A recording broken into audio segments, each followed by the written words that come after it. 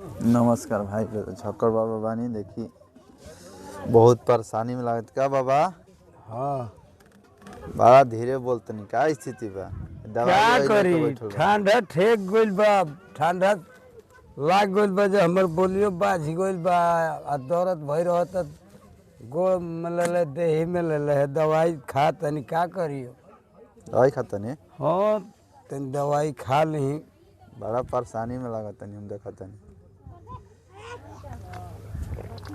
कुछ व्यवस्था नहीं के हो ठंडी में। नहीं बाबू बहुत ठंडा गिरता यही 40 पर दिन रात सुतता आदमी मजूरा आदमी मजूरी करे जाता आदमी आवता आदमी तब यही रात भर सुतता आदमी आ ठंडा के मारे ठटात नहीं खे ओढ़नो बिछौना कुछ बांटे के रहल हलो तो वो हानि खे लागत केहू के जब बटाई कि ना एगो शाहपुर के डॉक्टर साहब आई रहा हन तो 50-60 गो कमर बटला हन केहू केहू के मिलल बा केहू केहू के नहीं खे मिलल।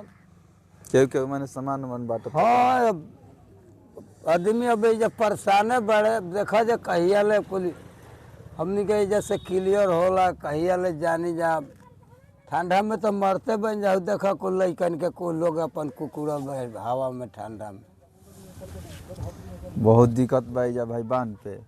जे भी वीडियो देखता ज़्यादा से ज़्यादा शेयर करके बा। बाबा के भी थोड़ा तबीयत खराब हो गई बा देख सकते हैं जब वीडियो में दवाई खैनी है। अब ठंडा में तबीयत खराब है न हुई लोग जान तो जे ने झूठो के बनावता लो है कुछ देखी सब है दवाई ज़्यादा से ज़्यादा वीडियो शेयर करे के बा।